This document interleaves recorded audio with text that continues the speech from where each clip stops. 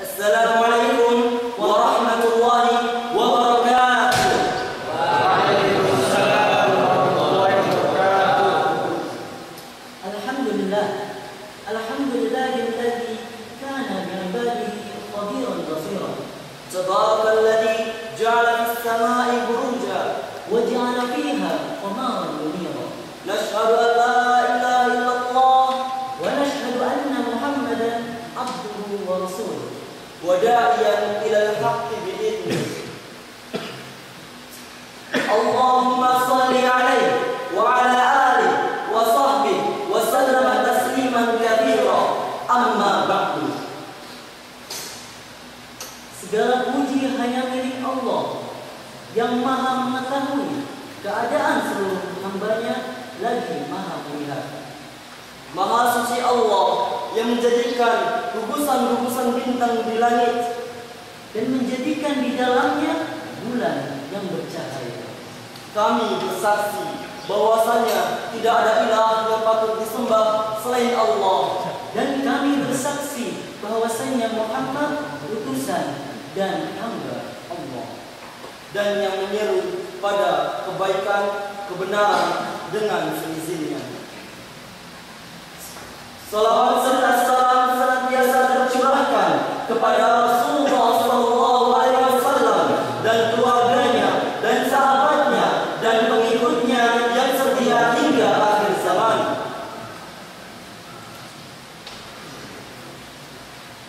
Yang terhormat Mudir Ma'had Imam An-Nawawi Tegal, Kiai Haji Junaidi Abdullah Hafidhahullah Ta'ala, dan yang terhormat Ketua Yayasan Ma'had Imam An-Nawawi Tegal, Ustaz Abu Ammar Hafidhahullah Ta'ala, dan yang kami hormati Human Resources Development Ustaz Edi Bahtiar Hafidhahullah Ta'ala, dan yang kami hormati jajaran panitia Ma'had Imam An-Nawawi Tegal, dan yang kami hormati jajaran Dewan Asatidzah Ma'had Imam An-Nawawi Tegal, dan yang kami hormati jajaran staf Ma'had Imam An-Nawawi Tegal, dan yang kami banggakan santri-santri Ma'had Imam An-Nawawi dan mahasantri Riyadhus Shalihin.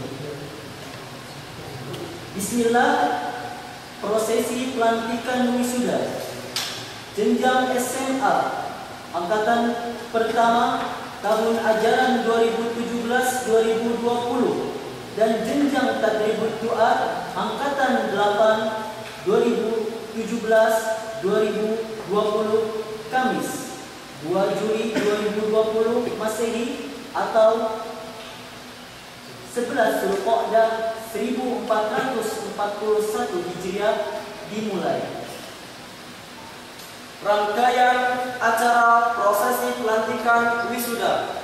1. Pembacaan ayat suci Al-Quran dan pembacaan sari tilawah Al-Quran. 2. Sambutan-sambutan. 3. Penampilan santri. 4. Pembacaan surat keputusan. 5. Pembacaan wisudawan terbaik. 6. Ikrar alumni. 7. Penyematan wisuda. 8. Pesan dan kesan. 9. Penutup. Untuk memulai acara pada siang hari ini, marilah kita mulai pada acara yang pertama, pembacaan ayat suci Al-Quran oleh Akhuna Shodiqul Halqi dan pembacaan sari tilawah Al-Quran oleh Syirazi dari surat Al-Mu'minun ayat 90 sampai ayat 100. Kepada mereka, waktu dan tempat kami persilahkan. Assalamualaikum warahmatullahi wabarakatuh. Waalaikumsalam. A'udzu billahi minasyaitonir rajim. Aku berlindung pada Allah dari godaan syaitan yang terkutuk. Bal atainahum bil haqqi wa innahum lakadzibun.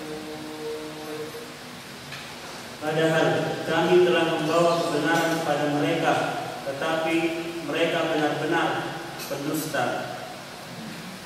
Mattakhadallahu min waladin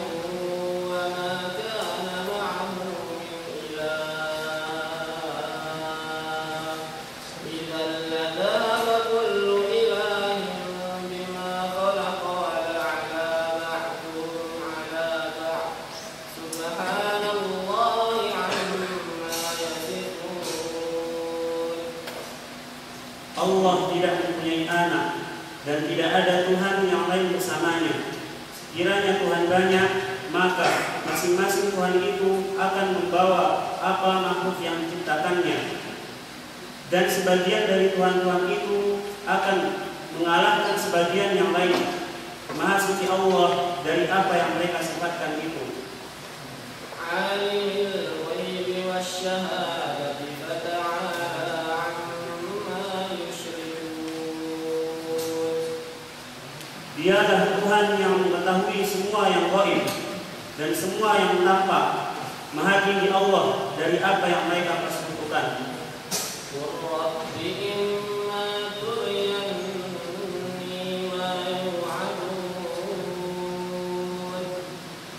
Katakanlah Muhammad, ya Tuhanku, seandainya Engkau hendak memperlihatkan kepadaku apa azab yang ancamkan kepada mereka. Rabbi fala taj'alni fil qawmil zalimin.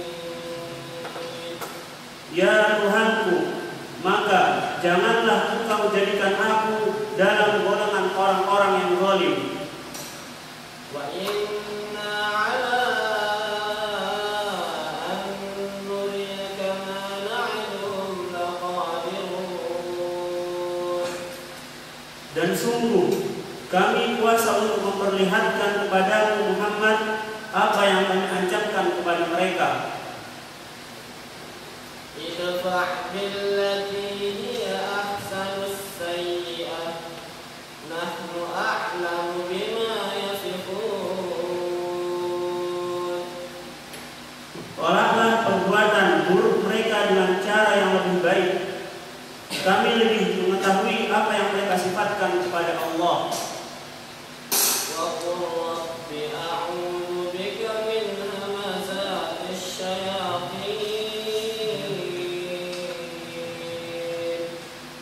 Dan katakanlah, ya Tuhanku, aku berlindung kepadamu dari bisikan-bisikan setan. Wa a'udzu bika rabbi an yahdurun. Dan aku berlindung pula kepadamu ya Tuhanku, agar mereka tidak mendekatiku. Hatta idza jaa ahadahumul maut qala rabbi irji'un. Demikianlah keadaan orang-orang kafir itu, hingga apabila datang kematian kepada seorang dari mereka, dia berkata, ya Tuhanku, kembalikanlah aku ke dunia. La'alli a'malu salihan fima tarak. Kalla innaha kalimatun huwa qailuha wa min waraihim barzakhun ila yaumi yub'atsun. Agar aku dapat berbuat kebajikan yang telah aku tinggalkan. Sekali-kali tidak, sungguh itu adalah dalil yang diucapkannya saja. Dan di hadapan mereka ada barzakh sampai pada hari mereka dibangkitkan. Assalamualaikum warahmatullahi wabarakatuh.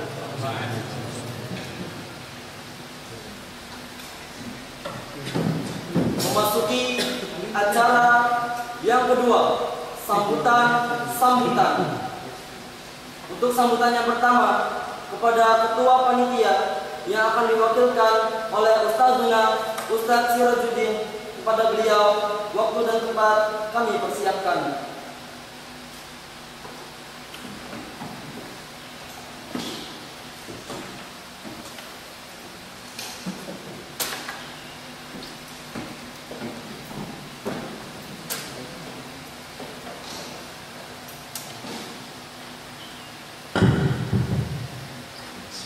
Assalamualaikum warahmatullahi wabarakatuh. Alhamdulillah Wassalatu wassalamu ala Rasulillah wa ala alihi wa sahbihi wa sallam. Amma ba'd. Yang kami hormati Al-Ustaz Junaidi hafizahullah ta'ala selaku Mudir Ma'had Imam An-Nawawi. Yang kami hormati pula Al-Ustaz Abu Ammar hafizahullah ta'ala selaku Ketua Yayasan Bina Insan Mulia, dan juga yang kami hormati kepada seluruh jajaran asatidzah dan karyawan, dan tak lupa kepada seluruh santri Ma'had Imam An-Nawawi yang saya cintai karena Allah Subhanahu wa taala. Wabil khusus kepada wisudawan dari kelas 3 SMA dan kelas 3 Tarbiyatul Doa yang pada hari ini mengadakan acara wisuda angkatan pertama dan kedua.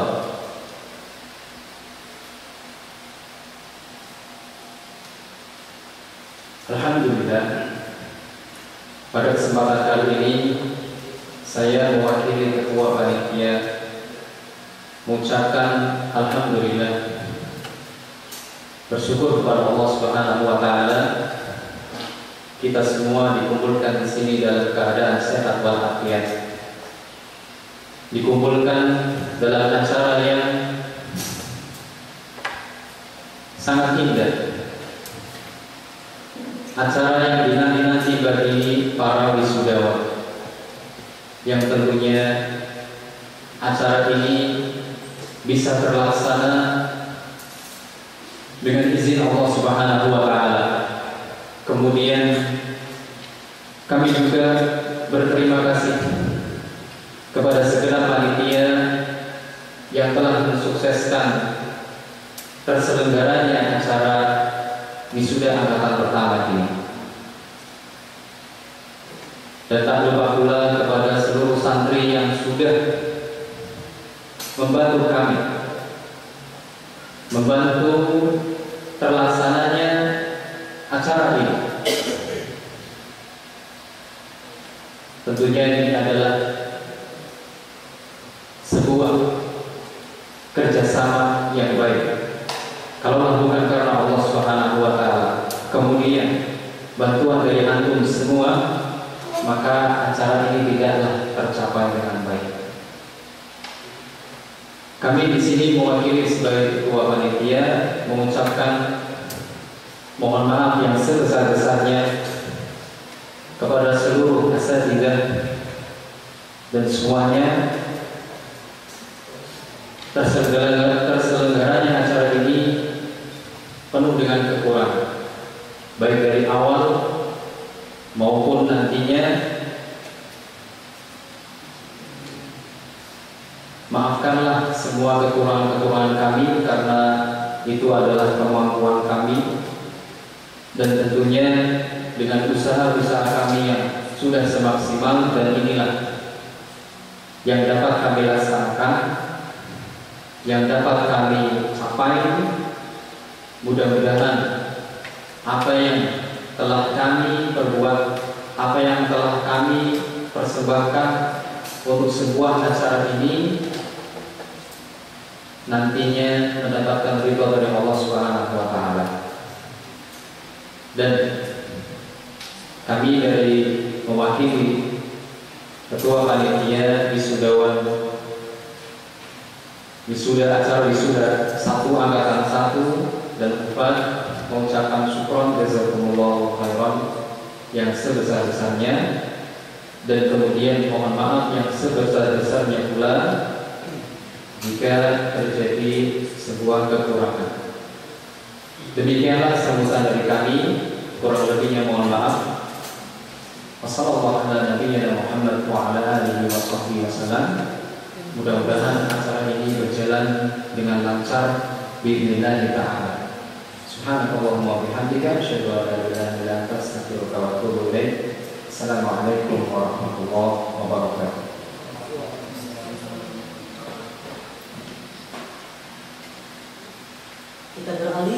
ke sambutan yang berikutnya. Sambutan dari Ketua Yayasan Ma'had Imam An-Nawawi Tegal, Ustaz Abu Ammar Hafizahullah Ta'ala. Pada beliau, waktu dan tempat kami persilakan.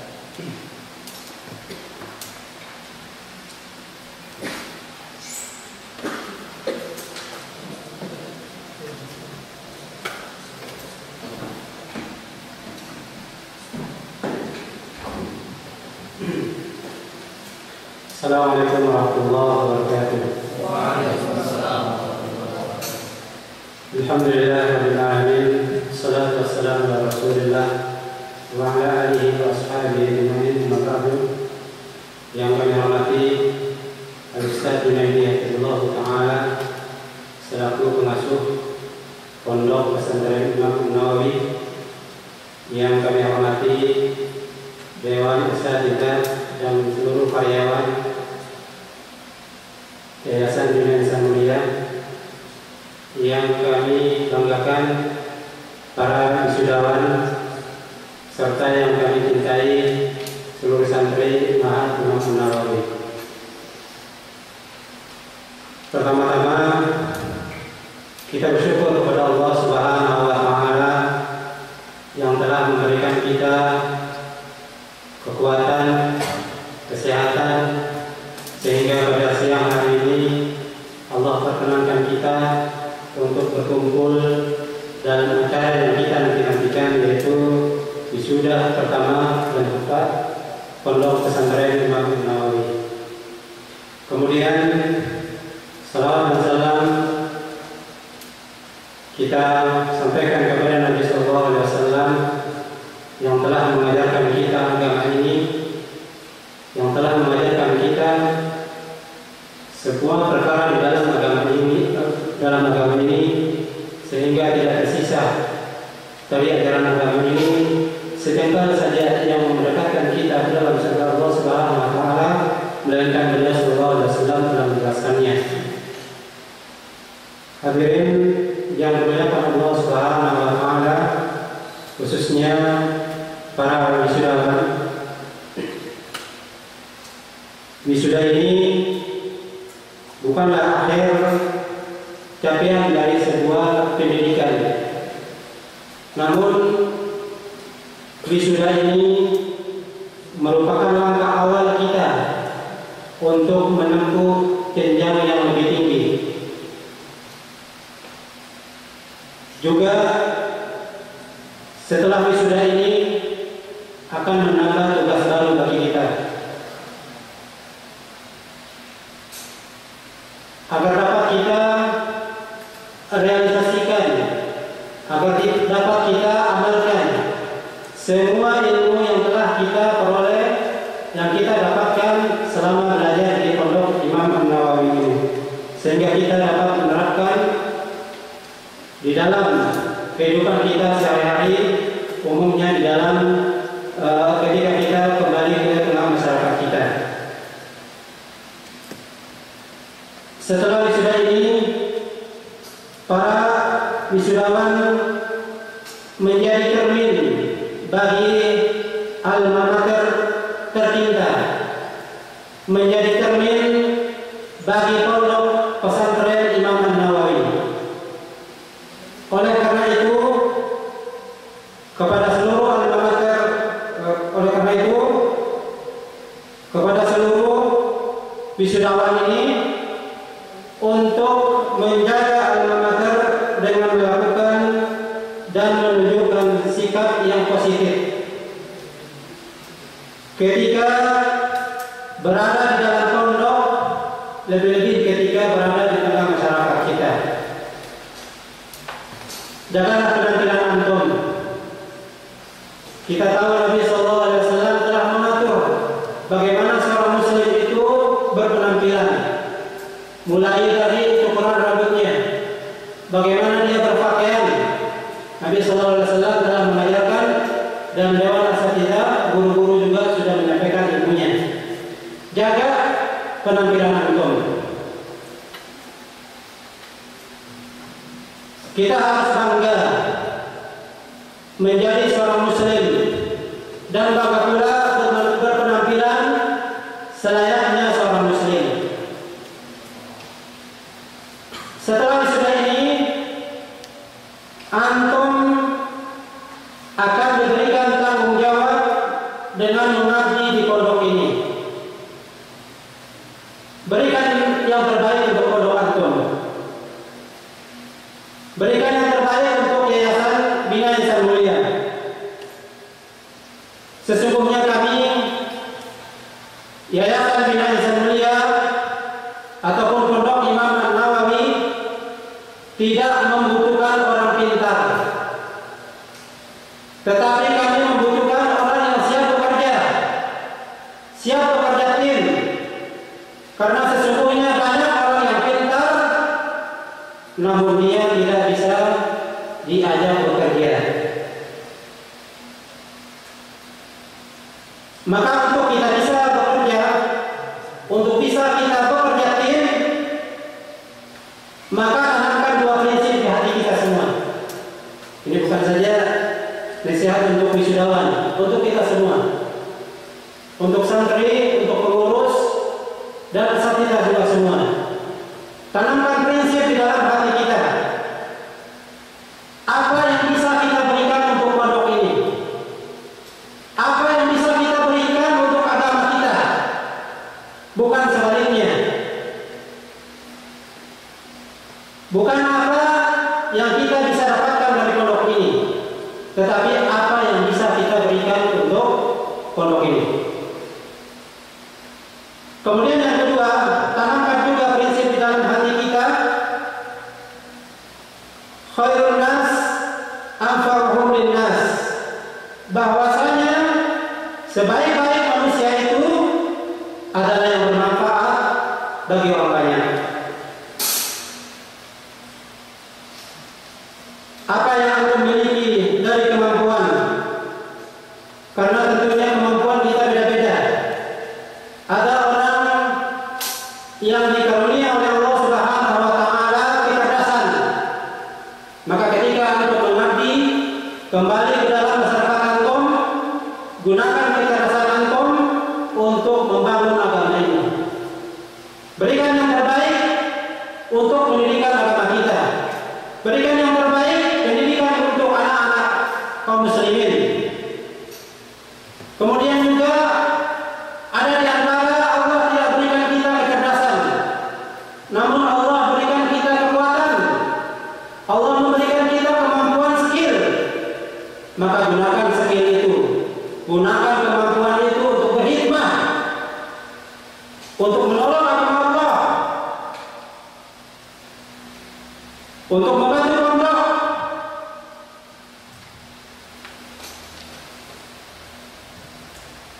Ingat tadi, tanamkan dua hal di dalam hati kita, tanamkan dua prinsip di dalam hati kita. Apa tadi yang pertama? Wisudawan menjawab. Apa yang pertama tadi? Apa yang bisa kita berikan kepada pondok? Baik, yang kedua? Apa yang bisa kita berikan kepada pondok? Yang kedua apa? Apa yang bisa kita berikan kepada agama Islam? Baik, saya ulangi. Tanamkan prinsip di dalam hati kita. Yang pertama, apa yang bisa kita berikan untuk perjuangan agama kita, untuk memperjuangkan agama ini, apa yang bisa kita berikan. Yang kedua, kita realisasikan sabda Nabi Sallallahu Alaihi Wasallam, khairun nas anfa'uhum linnas. Sebaik-baik manusia itu adalah manusia yang bermanfaat untuk orang lain. Ketika kita mampu menanamkan dua prinsip ini di dalam hati kita, maka akan timbul kesadaran di dalam diri kita, akan ada inisiatif bagi diri kita. Ketika kita misalnya melihat sesuatu bukan pada tempatnya, maka hati kita akan berkata, oh ternyata ini bukan pada tempatnya. Oh ternyata ini kalau dibiarkan di sini akan rusak. Oh ternyata saya harus melakukan ini agar begini. Tanamkan prinsip itu, ya. Tanamkan prinsip itu di dalam hati kita, agar kita mempunyai kepekaan, agar kita tidak seperti pahat. Tahu pahat? Tahu pahat ya? Pahat itu kalau tidak diketok dia tidak punya manfaat. Ya. Kalau dibiarkan tidak diketok dia tidak bermanfaat. Maka jangan seperti pahat. Ya, jangan seperti pahat. Baik. Kemudian selanjutnya, ketika kita antum nanti mengabdi di pondok ini, maka berikan yang terbaik untuk pondok ini. Kita bekerja di pondok itu tidak sama dengan kita bekerja di luar sana. Habis jam kerja, pulang tidur. Apa yang terjadi setelah itu kita tidak mau tahu. Tidak. Di pondok tidak seperti itu. Kita bekerja di pondok 24 jam. Kapan dibutuhkan harus siap. Ya? Kapan dibutuhkan harus siap. Karena sesungguhnya kita bekerja mengabdi di pondok ini merupakan ladang pahala bagi kita, merupakan tabungan untuk akhirat kita. Maka gunakan kesempatan ini. Ayo kita bekerja menabung pahala sebanyak-banyaknya. Apa yang bisa kita berikan untuk pondok ini? Siapa lagi kalau bukan kita? Karena kan prinsip itu. Ya, siapa lagi kalau bukan kita? Seharusnya kita mengabdi di pondok ini, kita bersyukur karena semua dalam detik-detik kehidupan kita adalah ibadah bagi kita. Semua kehidupan detik-detik dari kehidupan kita di pondok adalah sebuah ibadah. Maka fastabiqul khairat. Kita bangga, ya, ketika santri bisa belajar dengan nyaman karena sebab kita. Kita bangga ketika santri itu bisa berwudu dengan baik karena sebab kita. Kita bangga ketika santri itu bisa tidur, bisa nyuci, bisa sholat, bisa ngaji karena sebab kita. Inilah sekali lagi ladang pahala bagi kita. Maka pengabdian di pondok itu tidak bisa diukur dengan materi. Karena sesungguhnya pengabdian ini untuk diri kita, untuk agama kita.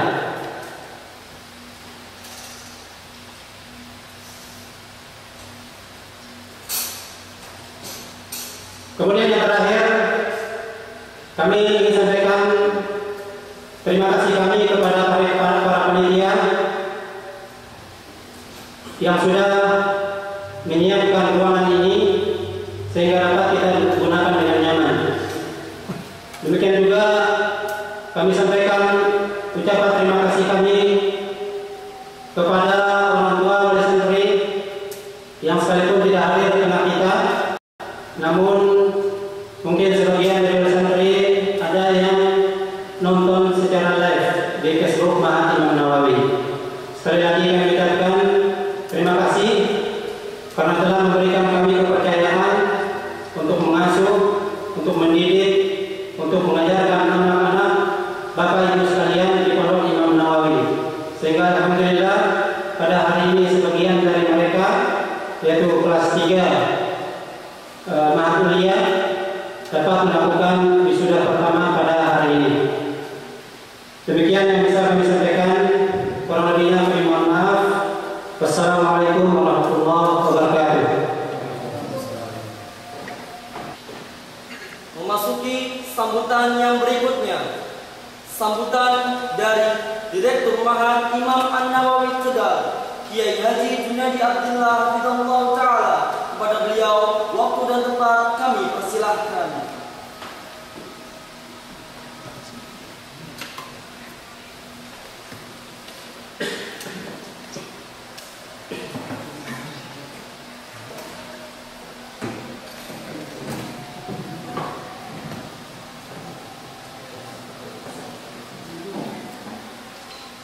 Assalamualaikum warahmatullahi wabarakatuh.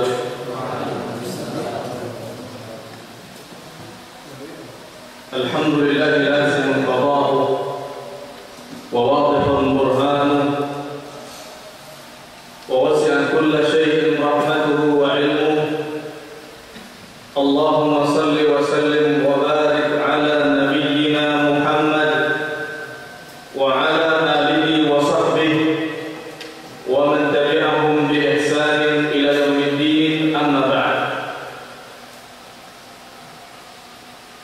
yang kami hormati pengurus Yayasan Bina Insan Mulia, yang kami hormati para asatidz dan karyawan Pondok Pesantren Imam An-Nawawi, yang kami hormati para wali santri yang mengikuti siaran Facebook wisuda virtual Pondok Pesantren Imam Nawawi angkatan yang pertama ini, dan yang kami cintai santri-santri Pondok Pesantren Imam Nawawi, dan yang kami banggakan wisudawan angkatan pertama dan para hufaz Pondok Pesantren Imam An-Nawawi Tegal.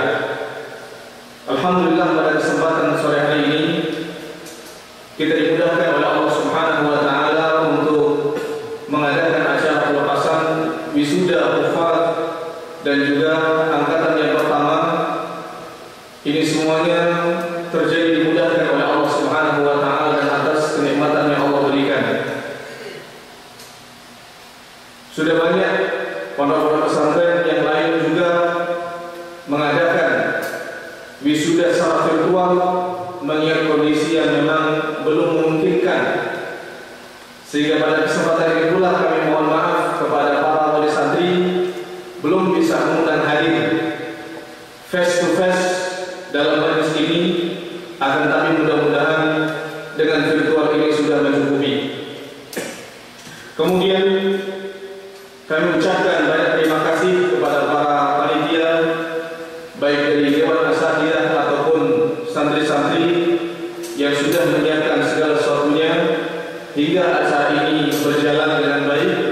Mudah-mudahan Allah Subhanahu wa taala memberikan ganti pahala yang besar yang tidak bisa saya hitung dengan kalkulator ataupun hitungan jari, dan insya Allah Allah Azza wa Jalla akan memberikannya yang jauh lebih baik. Pada kesempatan yang bahagia ini kami mengucapkan selamat kepada para wisudawan, baik dari aulia ataupun dari para hufaz yang insyaallah nanti akan kami bacakan satu persatu siapa-siapa namanya, dan mudah-mudahan kesempatan ini atau masa kelulusan ini akan memberikan manfaat yang sebesar-besarnya untuk Islam dan kaum muslimin.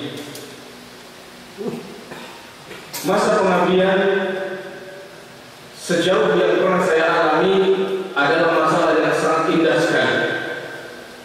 Masa praktek dari ilmu yang pernah kita pelajari semenjak kita belajar dari kelas 1 sampai dengan kelas 6. Kalau kita belajar lebih banyak teori, tapi masa setelah lulus itu masa yang sangat luar biasa, di mana kepemimpinan kita pun akan diuji. Mampukah kita untuk memegang amanah tanggung jawab yang sebelumnya belum pernah kita emban?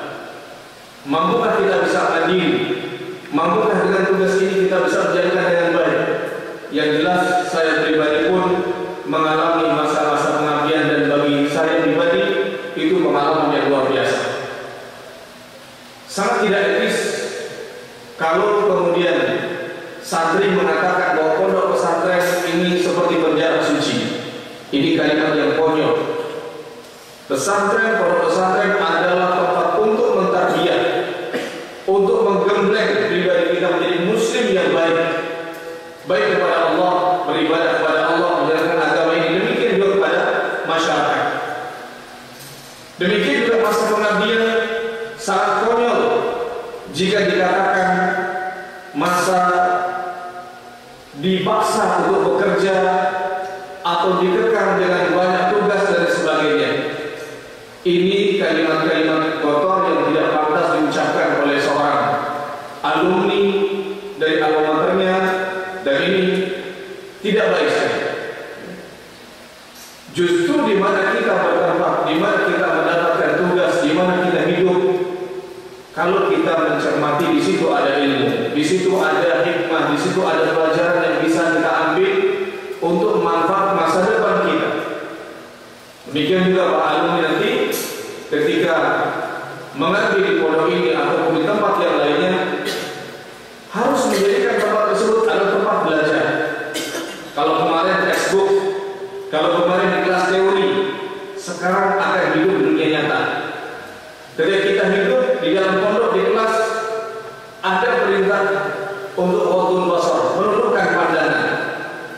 Kemudian yang misalnya pengajian di luar, di situ bukti mana ilmu yang pernah dipelajari, menundukkan pandangan atau tidak. Dulu saat kita belajar, kita dimotivasi, diberi kegiatan untuk sholat duha, untuk sholat sunnah, untuk puasa sunnah. Coba nanti ketika tidak ada yang mengawasi atau bukan jadi santri lagi, betul-betul mengamalkan atau tidak. Kalau sampai mengamalkan, ini adalah satu nilai plus. Satu nilai plus, pelajaran yang sudah dipelajari berakar, ada pengaruh dalam kehidupan. Dan ini yang seharusnya dicapkan oleh setiap santri, apalagi alumni, apalagi yang sudah misalnya lulus, dinyatakan lulus di wisuda. Amal-amal ini harus menguras.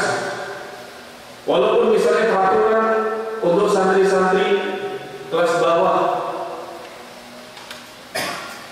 ada zikir sore, ada zikir pagi, ikut. Itu bukti kita mengamalkan ilmu bukan hanya karena peraturan, bukan karena ustaz, bukan karena pondok, tapi lillahi ta'ala. Dan semua ilmu yang lainnya juga demikian. Jadi jangan sampai ilmu yang dipelajari di kelas itu hanya sampai di kelas, kemudian setelah itu dilupakan. Sangat banyak sekali keluhan-keluhan dari orang tua wali santri, dari banyak pondok pesantren, dari banyak sekolah. Masya Allah, anak saya demikian-demikian. Ini butuh sikap pribadi kita sebagai santri, sikap pribadi kita sebagai ustaz, untuk betul-betul ilmu yang sudah kita pelajari kita amalkan, sehingga tidak peduli di mana kita bertempat, manakala Islam mengajarkan untuk kita melakukan suatu amal, maka kita kerjakan. Datang Senin Kamis kita puasa, datang misalnya waktu duha kita sholat duha, dan sebagainya. Sehingga prinsip bagi seorang muslim adalah belajar sepanjang hayat, tidak putus. Bukan berarti dengan para wisudawan di wisuda ini kemudian masa belajar selesai. Jangan bangga, pondok itu hanya mengajarkan kuncinya, pondok itu hanya mengajarkan fondasinya, pondok itu hanya mengajarkan dasarnya. Kalian jangan berhenti belajar di sini, harus punya cita-cita yang tinggi. Belajar di luar negeri, belajar misalnya di tempat-tempat masyayikh, para ulama-ulama kibar, menimba ilmu yang luar biasa dari para ulama. Sangat sederhana dan paling sederhana kalau santri mengatakan, sudahlah saya cukup belajar di Imam Nawawi. Harapan kami bisa ketemu antum semuanya di misalnya universitas luar negeri. Jadi jangan pernah antum kemudian berpikir sampai di sini saja Ustaz. Pondok ini dan pondok-pondok yang lain untuk kelas Aulia, SMA ini baru memberikan fondasinya untuk memahami Al-Quran, untuk memahami hadis, memahami aqwal para ulama. Butuh juhud, masih butuh usaha yang kuat, usaha yang besar. Maka adik-adik kelas, antum semua antum motivasi supaya belajar lebih sungguh-sungguh lagi. Biqadril kadhi tuktasabul ma'ani, wa man talaba al-ula sahira al-layali. Al-Imam Asy-Syafi'i rahimahullah, beliau mengatakan demikian, siapa yang menginginkan puncak kemuliaan, maka bekerja keraslah, walaupun sampai begadang, walaupun sampai begadang. Dan kemuliaan itu akan didapat sesuai dengan kerja keras kita semuanya. Kalau kita malas-malasan, ya nanti kita akan dapat level malas. Tapi ketika kita bangun juhud, bekerja keras untuk ilmu dengan cara yang baik, ilmu yang didapat diamalkan, yang sudah diamalkan, didakwahkan, Ini ada pengaruh baik, pengaruh positif dalam diri kita. Dan ini ma'asyarakat para tullah, para sahabat sekalian, butuh niat yang ikhlas. Maka antum yang masih terus melanjutkan belajar, niatkan ikhlas dalam belajar. Dan antum yang hari ini mau wisuda, ikhlaskan karena Allah Subhanahu wa taala dan terus belajar, jangan berhenti. Karena belajar Islam itu tidak terhenti hanya satu jenjang atau dari sekolah kemudian berhenti dan tidak melanjutkan. Tadi sudah banyak disinggung oleh Ustaz Abu Ammar bahwa masa pengabdian adalah masa di mana seorang alumni menunjukkan sikap yang terbaik, akan menjadi cermin untuk adik-adik kelas kalian. Bukan berarti kalian wah saya bebas, sudah lepas dari peraturan. Tidak demikian. Ini tanda orang yang seperti ini perlu diperbaiki pribadinya, diperbaiki ini aja. Adanya peraturan ini supaya langgeng.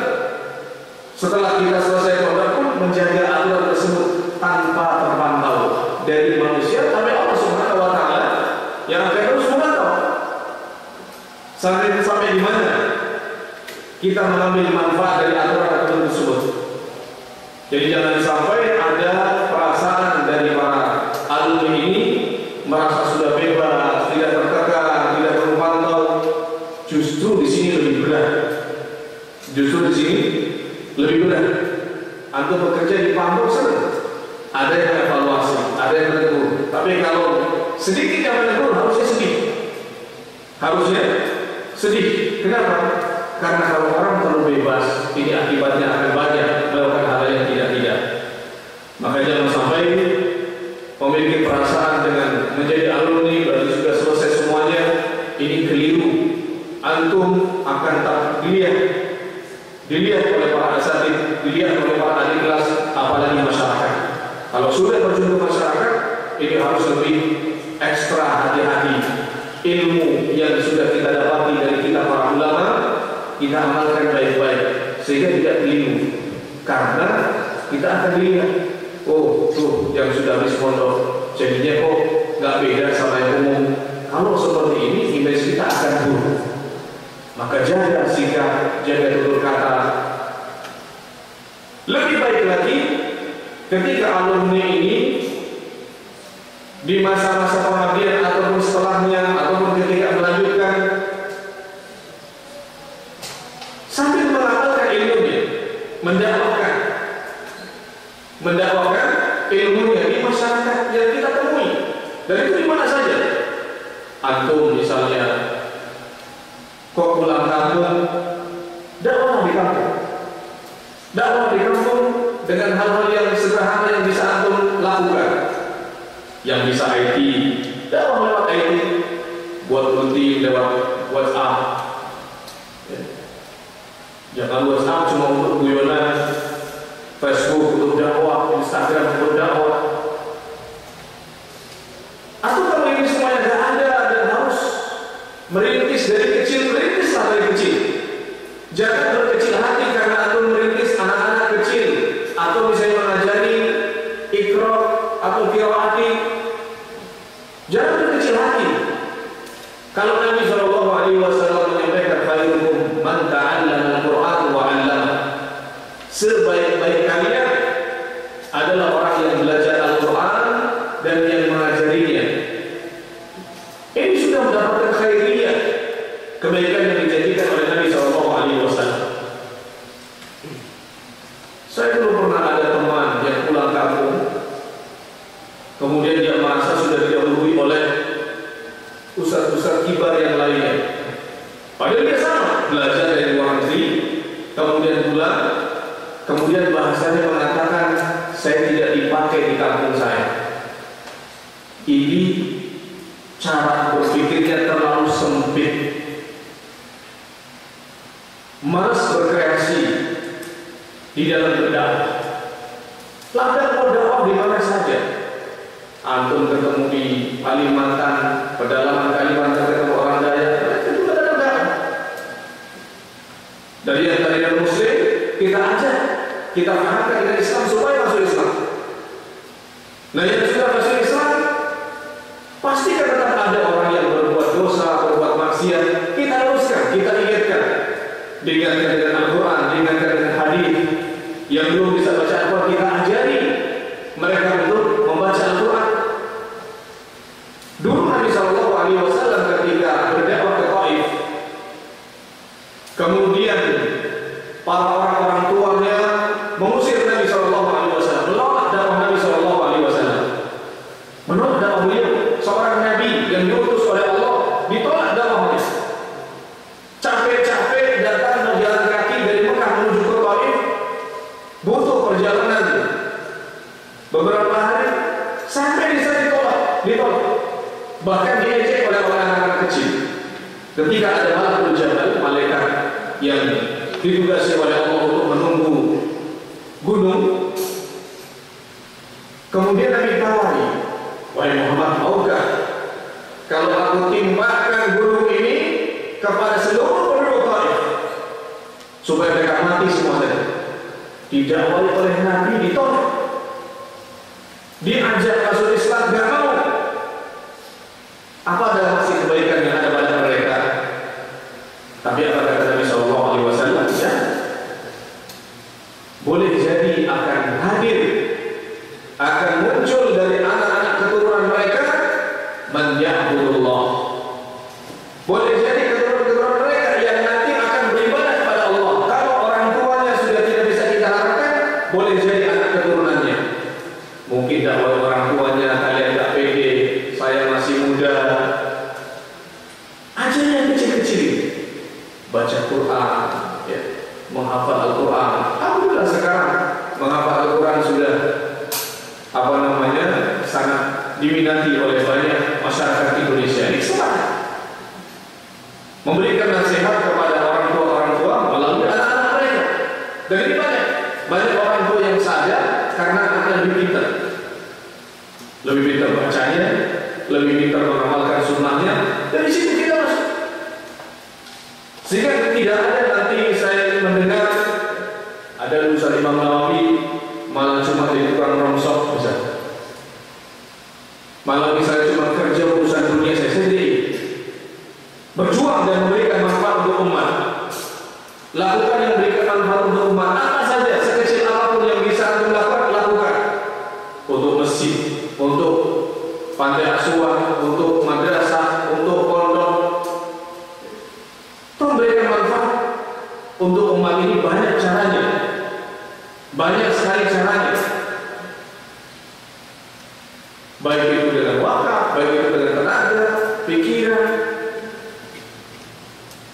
Kadang waktu saya ikut ta'awun membantu di sebuah kantor dakwah, datang orang, Ustaz, saya ingin membantu kantor dakwah ini 1 jam dalam sehari. Tiap jam tersebut dia datang. Apa yang dia lakukan? Beresin buku misalnya, atau mengirimkan buku-buku dakwah ke luar negeri, ke Inggris, ke Amerika, ke Thailand. Masya Allah, waktunya bisa berikan manfaat. Dan dimanapun antum hidup nanti, berikan manfaat untuk umat. Jangan hanya hanya memikirkan perutnya saja atau keluarga saja. Kita diciptakan oleh Allah Subhanahu Wa Taala bukan untuk memikirkan pribadi. Kita diciptakan oleh Allah Subhanahu Wa Taala di antaranya untuk mikir umat. Makanya orang disyariatkan nikah. Berarti bukan urus pribadi, urus anaknya orang. Setelah menikah kita diamanati untuk mengurus anak dan sebagainya. Dan jangan pernah kemudian kita berpikir bahwa hidup ini untuk pribadi, mikir pribadi, cari makan untuk pribadi. Beri waktu untuk Islam. Beri tenaga ini untuk Islam. Apa saja yang bisa kalian lakukan untuk Islam, lakukan. Pernah di beberapa musim haji, saya melihat ada syabab, anak-anak muda yang biasanya tongkrongan, rambutnya panjang-panjang, tapi musim haji, Masya Allah, ada beberapa orang dari mereka yang datang ke mikot-mikot tempat untuk memulai ihram di mikot, suatu mikot. Pintu-pintu kamar mandi yang rusak-rusak itu dibetulin sampai baik, supaya orang yang mau umrah mau haji di tempat tersebut jangan mandinya. Itu luar biasa, amal yang tidak dikenal oleh banyak orang, tapi pahalanya besar karena membantu orang-orang menunaikan ibadah haji. Menjahaza razia faqad. Siapa yang mempersiapkan peralatan untuk orang yang perang, maka dia dapat pahala perang. Kita juga sama. Antum misalnya di pondok kok pengabdiannya ngurus kolam ikan, Ustaz. Kolam ikan ini keuntungannya untuk santri, untuk pondok, untuk anak-anak yang belajar din, belajar Islam. Dan sekian banyak yang belajar, antum dapat pahalanya. Walaupun tidak ngajar, antum dapat pahala santri yang belajar, antum dapat pahala guru-guru yang mengajar, walaupun antum tidak ngajar. Jadi jangan merasa ketika misalnya pengabdian, kok saya cuma dibagi kayak gini-gini aja. Nanti pondok tetap akan menyediakan waktu untuk tasmih. Dan jangan berharap ketika sudah wisuda berarti selesai ya. Nanti ada tasmih tetap. Yang belum selesai nanti melanjutkan untuk tasmih. Yang sudah selesai tapi belum tasmih berlanjut, nanti ada tetap untuk tasmih sampai kemudian murajaah sampai 5 juz, 10 juz dan sebagainya. Nanti kita akan buatkan program untuk itu semua. Saya ingat ada teman dulu di Gontor. Pengabdiannya ngurusin sawahnya Gontor. Dan Gontor itu sawahnya ratusan hektar wakafnya. Diurus sama dia, lulusan SMA. Mungkin kalau antum disuruh ngurus begitu, waduh susah banget ya. Harus ketemu petani, ngurusin sawah, mau panen ditungguin supaya tidak dicuri oleh orang. Habis panen dikirim ke penggilingan, habis dikirim lagi ke pondok. Tapi dia enjoy. Karena dia merasa tugas ini mulia untuk memberi makan santri yang begitu banyak, membantu para asatidz yang mengajar, dapat pahalanya berapa jumlah santri, berapa jumlah ustaz. Dan sekarang Masya Allah dia jadi eksportir beras, jadi ketua yayasan, punya sekolah dan lain sebagainya. Itu hikmah. Jadi jangan pernah menganggap enteng pekerjaan-pekerjaan atau tugas-tugas yang ada di pondok ini. Lihat ke depan, pasti akan mendapatkan pengalaman yang luar biasa dari pengabdian atau saat mengabdi. Para santri yang dimuliakan oleh Allah Subhanahu wa taala, kemudian di antara yang ingin saya sampaikan pada kesempatan kali ini,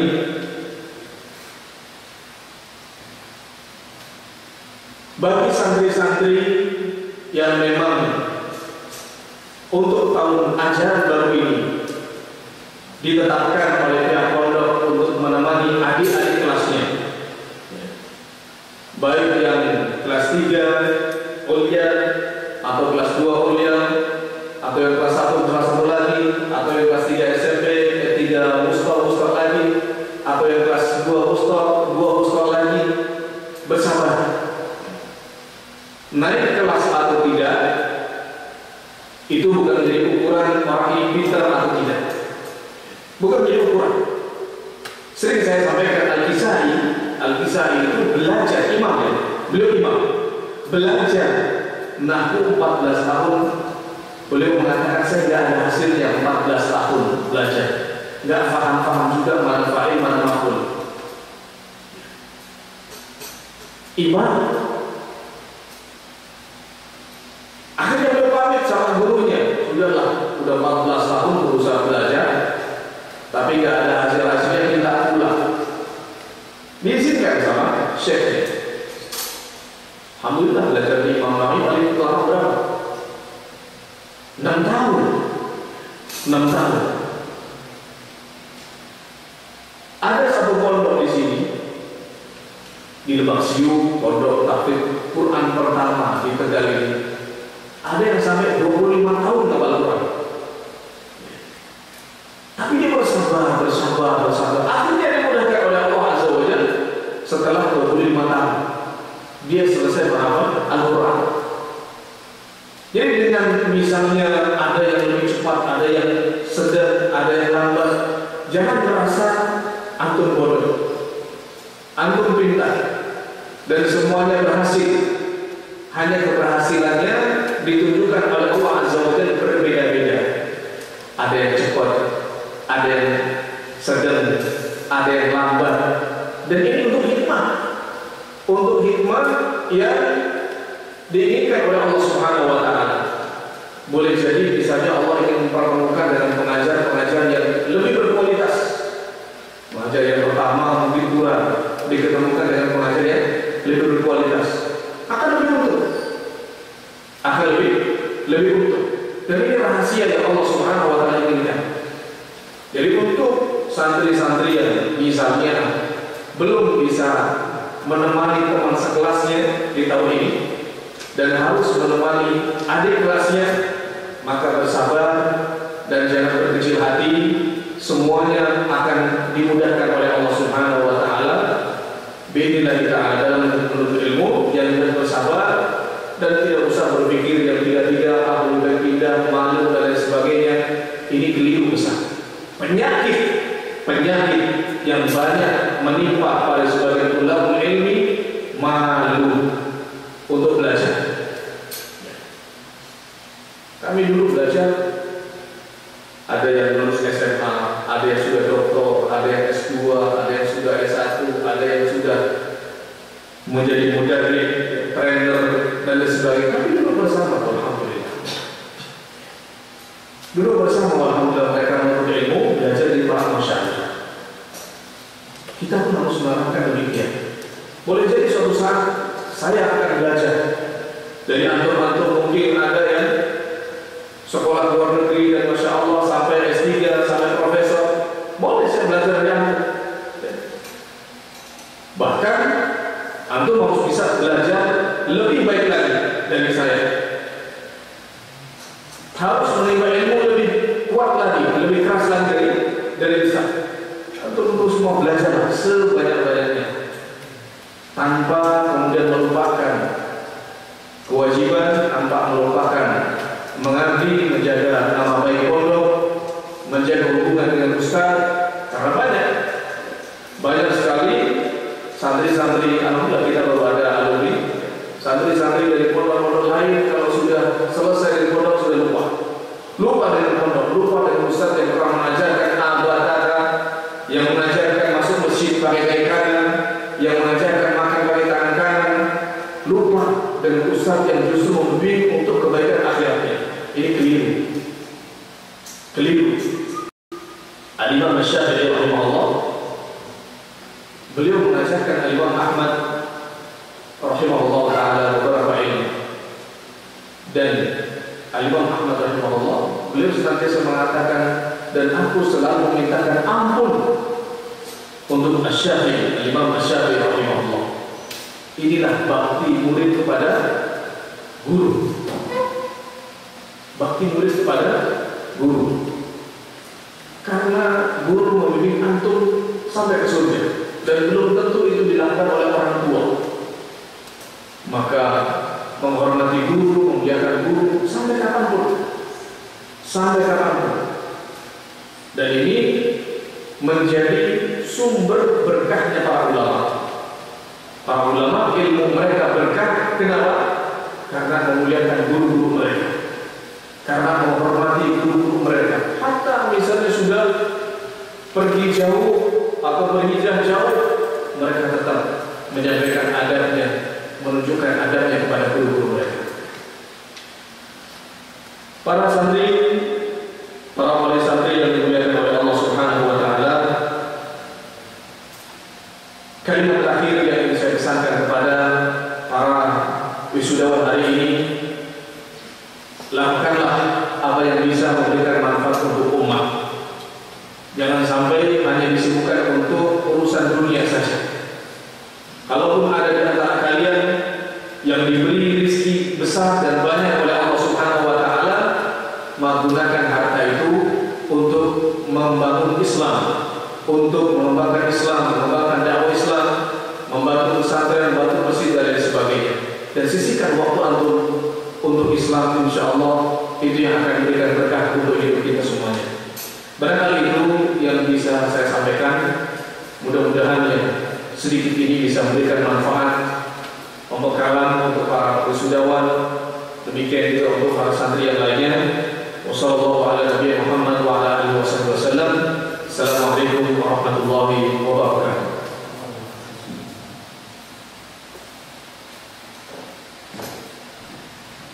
Para hadirin yang dirahmati oleh Allah Azza wa Jalla. Selanjutnya kita pending pada acara kita hari ini karena waktu sudah